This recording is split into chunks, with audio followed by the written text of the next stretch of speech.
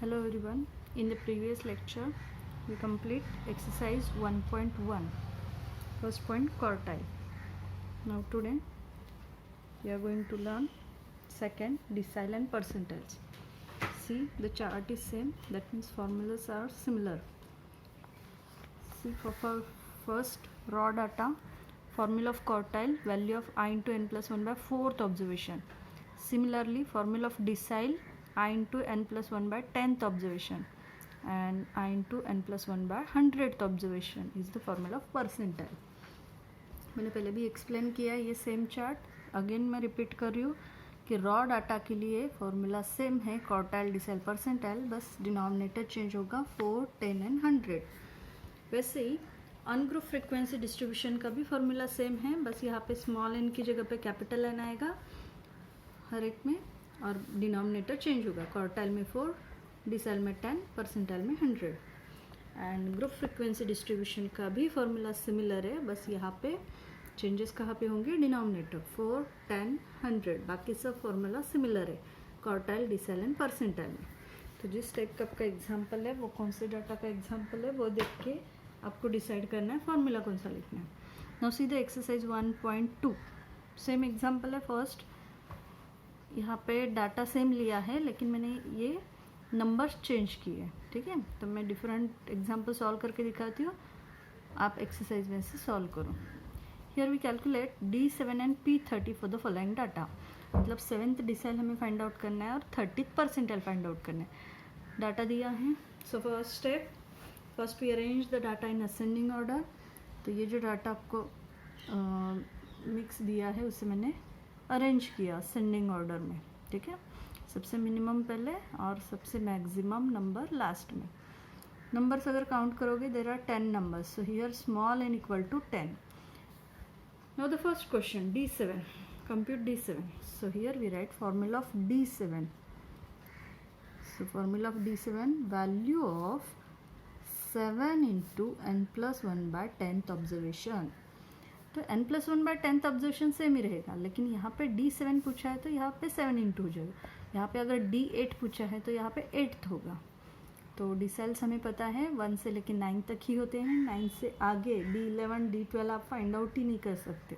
ठीक है, तो डिसाइल्स 9 तक ही रहेंगे और परसेंटाइल्स 99 तक रहेंगे.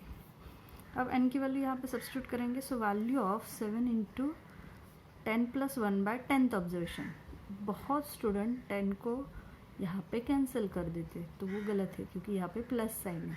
तो जब भी प्लस माइनस साइन होगा तब आप ये टर्म्स कैंसिल नहीं कर सकते.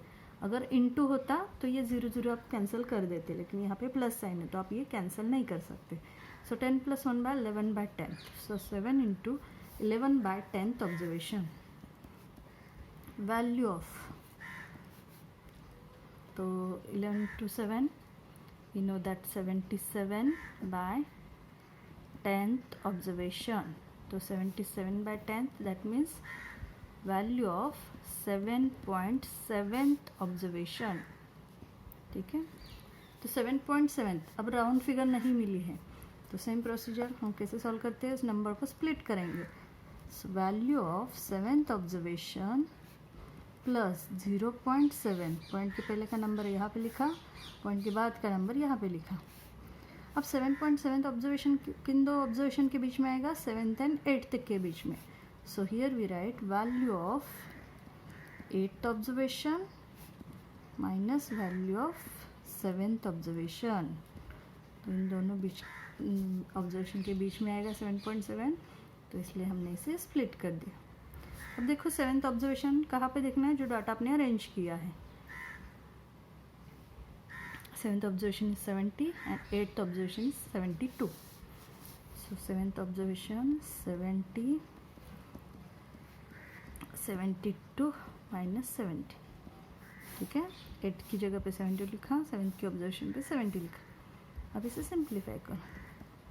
70 प्लस, पहले ये टर्म सॉल्व करेंगे तो 0.7 इंटू 2, दोनों का मल्टीप्लिकेशन आएगा. 70 प्लस 1.4, 7 2 से 14 और पॉइंट है तो 1.4, तो यहाँ पे आंसर आएगा 71.4. तो ये क्या मिला हमें, D7. ठीक है. Now the second, P30 find out करना है. Same procedure, value of 30 into n+1 by 100th observation. इस सेल में हमने डिनोमिनेटर क्या लिया था 10, परसेंटाइल में 100, और P30 फाइंड आउट करना है, इसलिए 30 से मल्टीप्लाई करना है यहाँ.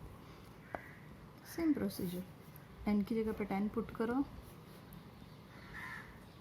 तो 10+1 यहाँ पे भी कैंसिल नहीं कर सकते. 10+1 11 बाय 100 ऑब्जर्वेशन. सो 30 से 11 को मल्टीप्लाई करेंगे. So value of 11 zeros are 11, 11 threes are 33 upon 100th observation. ठीक है, अब यहाँ पे आप 0 को 0 कैंसिल कर सकते हो. ठीक है, 33 को 10 से डिवाइड करोगे तो सिर्फ पॉइंट शिफ्ट होगा, मतलब ये आ जाएगा वैल्यू ऑफ 3.3 ऑब्जर्वेशन. ठीक है, अब क्या करेंगे, इसे डिस्प्लेट करेंगे. So value of third observation plus 0.3 into value of 3.3 lies between 3 and 4. तो पहले 4 आएगा, fourth observation minus value of third observation. ठीक है, so third and fourth observation देखना है. थर्ड ऑब्जर्वेशन है 36, फोर्थ ऑब्जर्वेशन है 38. सो 36 प्लस 0.3 इंटू 38 माइनस 36.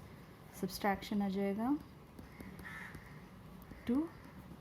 सो 0.3 into 2 36 plus 0.6, दोनों की एडिशन हो जाएगी, मतलब P30 आपको मिल जाएगा 36.6.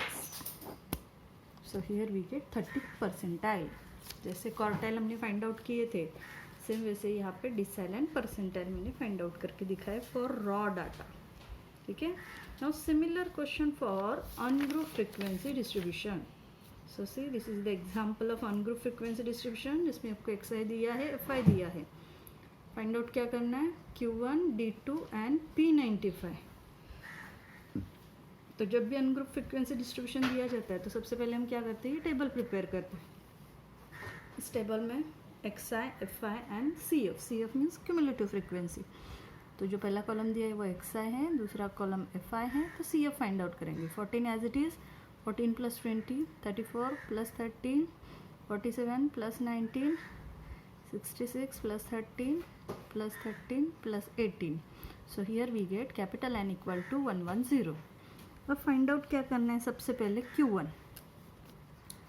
So here N equal to 110. So Q1, we know that formula of Q1, value of n plus 1 by 4th observation. Okay, so value of 110 plus 1 by 4th observation. ठीक है, Q1 है तो यहाँ पे ब्रैकेट के बाहर 1 ही आएगा, तो वो नहीं लिखोगे तो वो चलेगा. So value of 111 by 4th observation. अब क्या करना है, 111 को 4 से डिवाइड करना है. 4 2s are 8, 4 3s are 12 हो जाएगा, जो कि ग्रेटर रहता है. सो यहाँ पे 2 आएगा. 4 2s are 8, 3 रह गया, ऊपर का 1 एज इट इज़ 31 हो गया. 4 6s are 4 7s are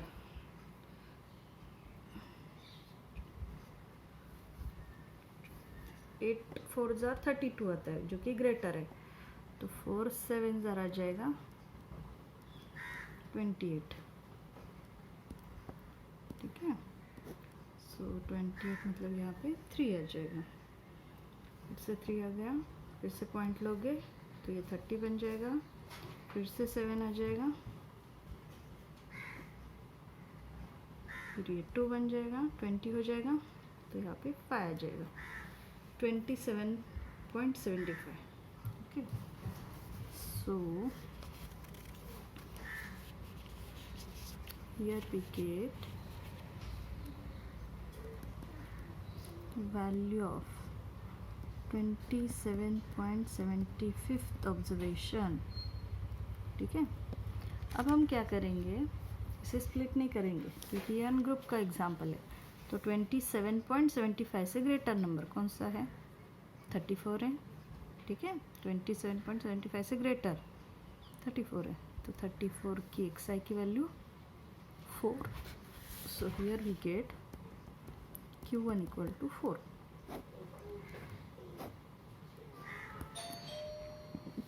आया समझ में? तो उसकी fi की वैल्यू नहीं देखना है, हमें यहाँ पे xi की वैल्यू देखना है। Now the next find out करना है हमें d2. So second decide value of 2 into n+1/10th observation, ठीक है। पिछले फॉर्मूला में हमने क्या लिया था, डिनोमिनेटर 4 लिया था क्योंकि ये क्वार्टाइल को क्वेश्चन था। अब यहाँ पे डिसाइल फाइंड आउट करना है, so n+1/10th observation. So the value of 2 into n is 110 + 1/10th observation. So value of 2 into 111/10th observation. So 10 से डिवाइड करोगे तो वो इजी हो जाएगा। 2 इंटू 11.1th ऑब्जर्वेशन, ठीक है। अब 11.1th ऑब्जर्वेशन तो यहाँ पे 2 से मल्टीप्लाई करेंगे, so it becomes value of 22.2th observation, okay. तो 22.2th ऑब्जर्वेशन, तो यहाँ पे हम ऑब्जर्व करेंगे 22.2 से ग्रेटर 34 है, तो यहाँ पे सेकेंड डिसाइल हमें मिल जाएगा 4. So here d2 equal to 4. Now the next 95th percentile. So P95 formula value of 95 into n+1/100th observation.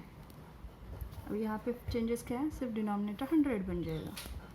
So value of 95 into 110 + 1/100th observation. Again value of 95 into 111/100th observation. So value of 95 into, अब 2 0 है तो point यहाँ पे आ जाएगा 1.11th observation. Now value of, अब इन दोनों का multiplication. सो सी 1.11 को 95 से मल्टीप्लाई करना है. सो पहले अगर 5 से मल्टीप्लाई करोगे और फिर 9 से मल्टीप्लाई करोगे, उसके बाद 5 4 5 10 पॉइंट 2 डिजिट के बाद, तो 105.45. सो 105.45th ऑब्जर्वेशन. अब क्या करना है, 105 से ग्रेटर नंबर कौन सा है यहाँ पे, 110. तो यहाँ पे हमारा कौन सा आएगा आंसर, 8 आएगा. सो P95 इक्वल टू 8. तो ये मिल गया परसेंटाइल, ठीक है. So this is the example of on group frequency distribution. Exercise में और भी क्वेश्चंस है, ट्राई करो. Thank you.